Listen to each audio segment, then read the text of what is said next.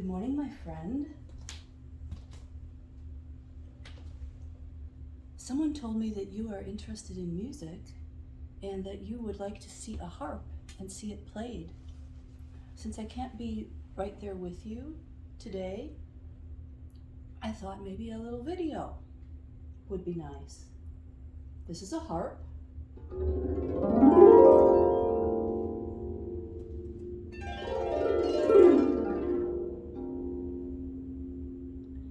The harp has what's called strings, what are called strings.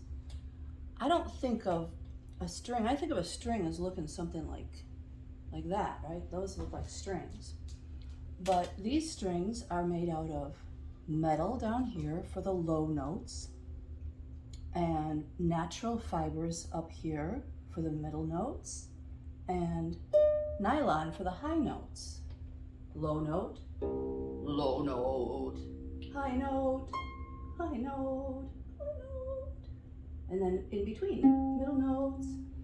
So in nature, often things that are larger, so this is larger, it's a longer string than this one, right? So this string's only this long. This string is, many times that long. And often in nature, things that are larger make a lower sound. Low, high, medium. So as the strings grow shorter, as you go up, that's considered up. This is considered down.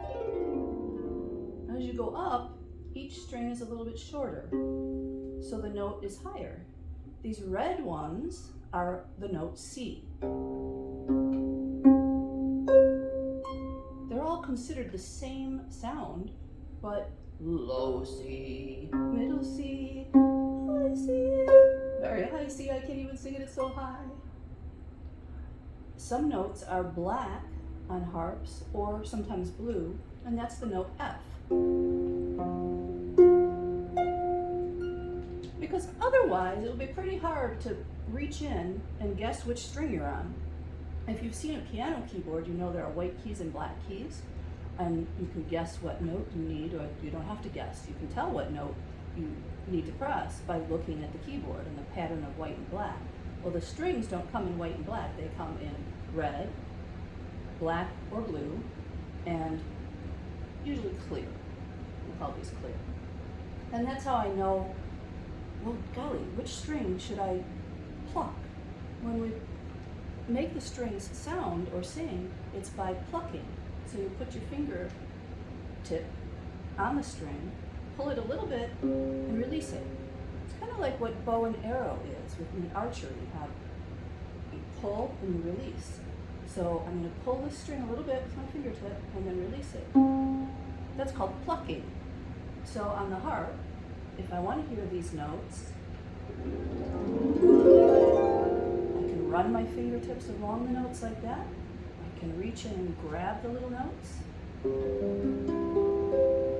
like that. I wasn't sure what to play for you, but I found this book I always wanted to spend time with and never had a chance before. It's called the Fireside Book of Children's Songs. That's why I put the fire up on the monitor there. The Fireside Book of Children's Songs, and we're all children, right? We're all somebody's children. This was published in New York City in 1966, so that's a long time ago. That's more than 50 years ago. So it's a book that you would probably consider old, and it has many different songs.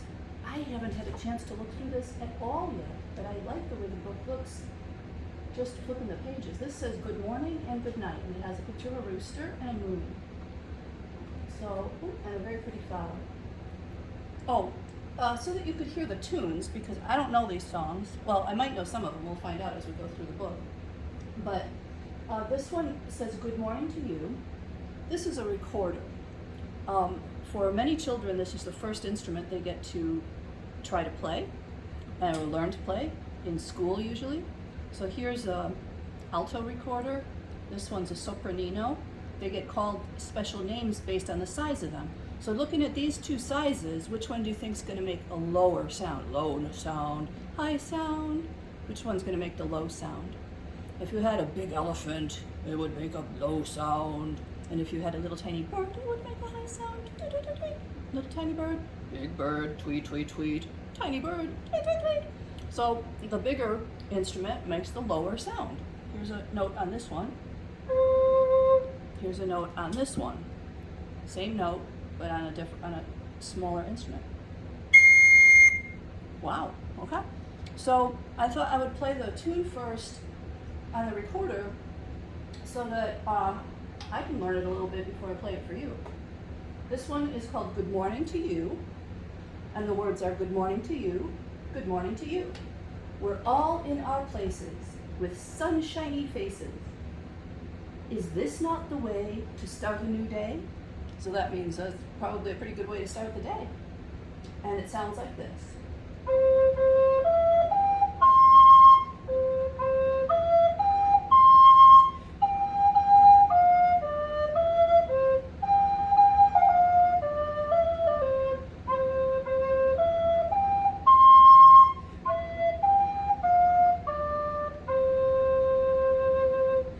Obviously, I can't sing while I have this in my mouth at the same time.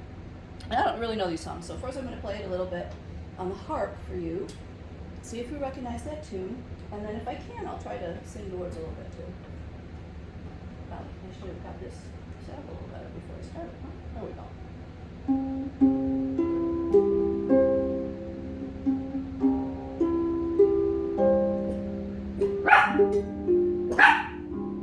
Oh, and the puppies are here. I don't know if you saw them in the video yet.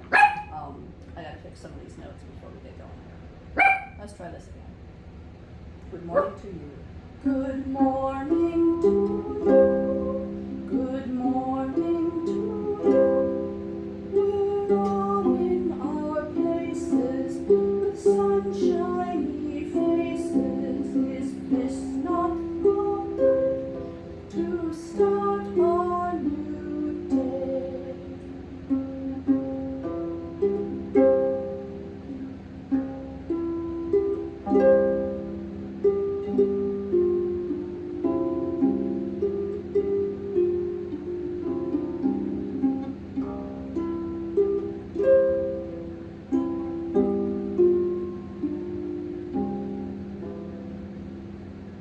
Many times at the end of a harp song or somewhere in the middle, people like to play what's called an arpeggio, rather a glissando. This is called a glissando. And it's a sound that no other instrument can quite make a sound like that, except the harp. Oh, this one's called Hush Little Baby, Don't Say a Word. So on the other side, you can't see that I'm adjusting some of the strings to play different notes. Let's see if I can fix this a little bit. This one is called Hush Little Baby, and the words are, hush little baby, don't say a word. Mama's gonna buy you a mockingbird. And if that mockingbird don't sing, Mama's gonna buy you a diamond ring. There are many verses, and you can probably find more about this song online. You can Google it, Hush Little Baby. It says that children delight in the presents promised in this southern lullaby. So I don't know southern where. We know that north on a map is usually, maps we have now, is usually up, and the south is down. So I live in Florida, and that's southern in the United States. What are some northern places in the United States? Minnesota. Anyway, here's Hush Little Baby.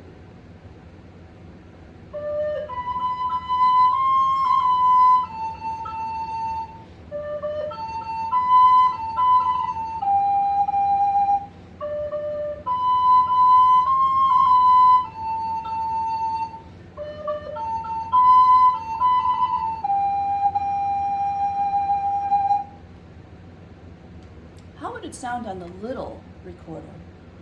Same song. Remember, big instrument, low notes, little instrument, high notes? Let's hear the same song on this little one.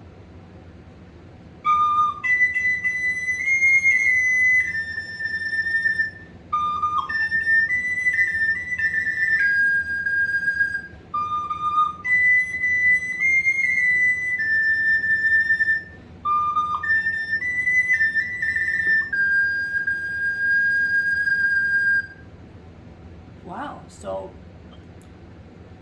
usually bigger things make lower sounds, smaller things make higher sounds, higher sounds. Let's see how this song sounds on the harp. Hush, little baby.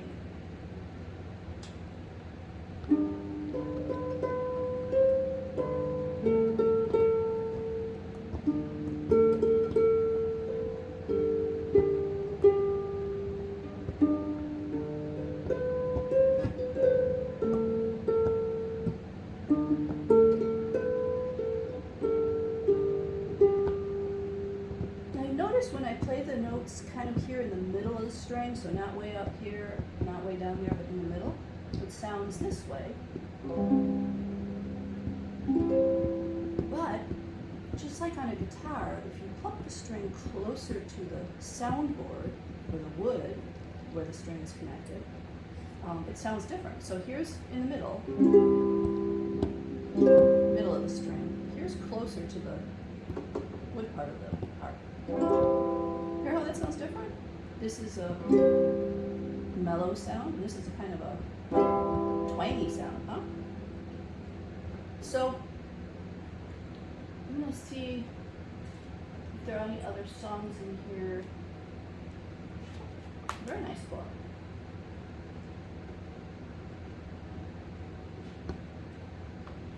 Oh, Brahms' Lullaby. I think a lot of people still actually know this song.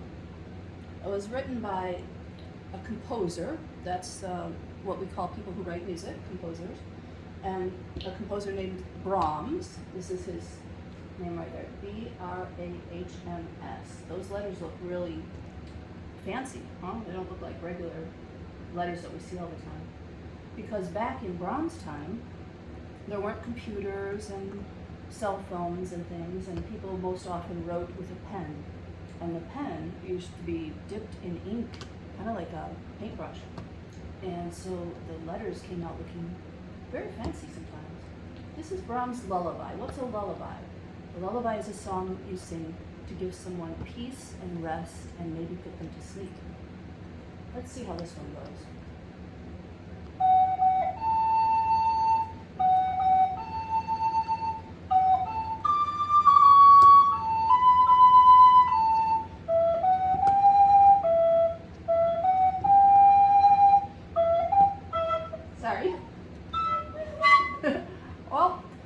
That's what happens when you are sight reading something you've never practiced before. Let me try that again. The words are lullaby and good night, with roses bedight, with lilies bespread, this baby's wee bed. Now, if I played it like that, the baby probably would cry and not go to sleep. So let me try it again. I'll see if I can play it a little better.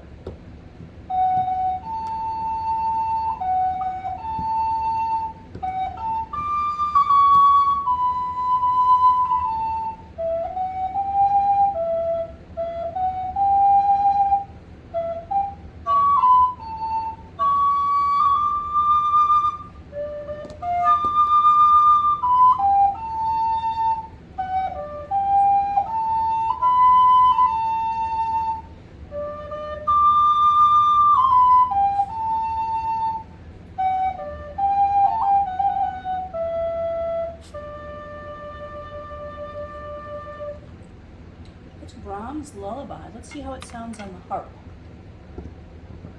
I think harp is a very nice instrument to imagine falling asleep to. If I wanted to fall asleep and wanted a soothing sound, I think I might select harp. Let's see how this one sounds.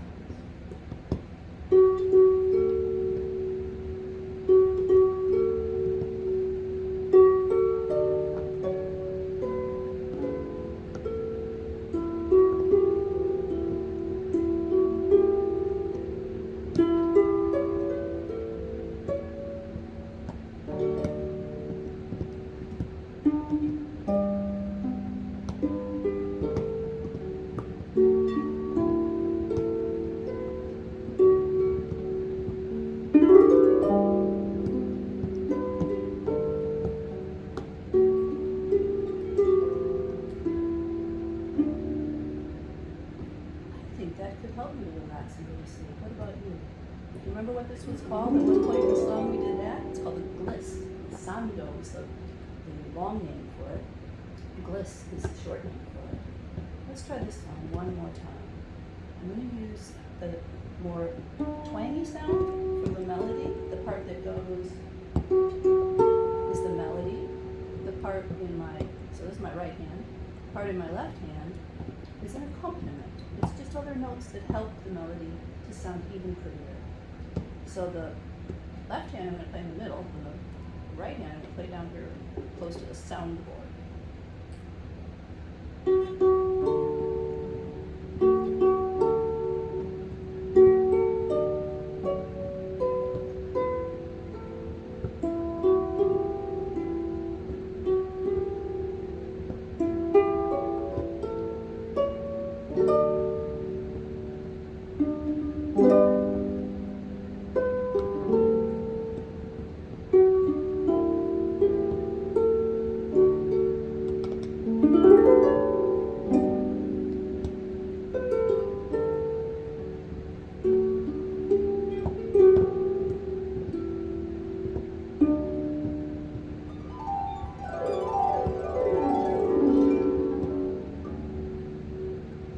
Thank you for spending time with me and with the harp today, my friend. I hope you enjoyed it, and I hope you get to touch and play a harp sometime if you'd like to. Bye-bye.